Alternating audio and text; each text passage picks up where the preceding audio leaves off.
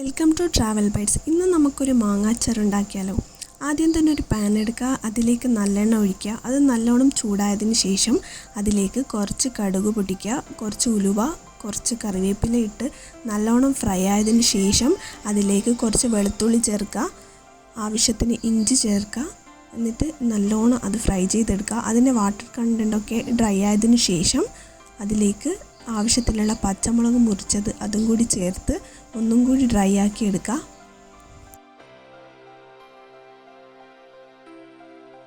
അതിലേക്ക് ആവശ്യത്തിനുള്ള മഞ്ഞൾപ്പൊടി ചേർക്കുക. കുറച്ച് കാശ്മീരി ചില്ലിയാണ് നമ്മൾ യൂസ് ചെയ്തത്, അത് ചേർക്കുക. എന്നിട്ട് അത് നല്ലോണം ഒന്ന് മിക്സ് ചെയ്തെടുക്കുക. അതിൻ്റെ പച്ച ചുവയൊക്കെ മാറിയതിന് ശേഷം അതിലേക്ക് അച്ചാർ പൊടിയും കൂടി ചേർക്കുക. എന്നിട്ട് ഒന്നും കൂടി മിക്സ് ചെയ്യുക. നേരത്തെ തന്നെ മുറിച്ച് ഉപ്പിലിട്ട് വെച്ച മാങ്ങ ഇതിലേക്ക് ചേർത്ത് നല്ലോണം മിക്സ് ചെയ്തെടുക്കുക. എന്നിട്ട് കുറച്ച് ഉലുവ പൊടിച്ചത് ചേർത്ത് ഒന്ന് ഇളക്കിയെടുക്കുക.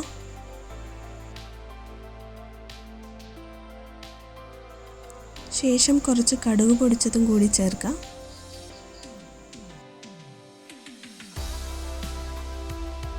ആവശ്യത്തിനുള്ള വിനേഗർ ഒഴിച്ചു. എന്നിട്ട് ഗ്യാസ് ഓഫ് ചെയ്തതിന് ശേഷം ആവശ്യത്തിനുള്ള കായപ്പൊടിയും കൂടി ചേർത്ത് നല്ലോണം ഇളക്കി മൂടി വയ്ക്കാം.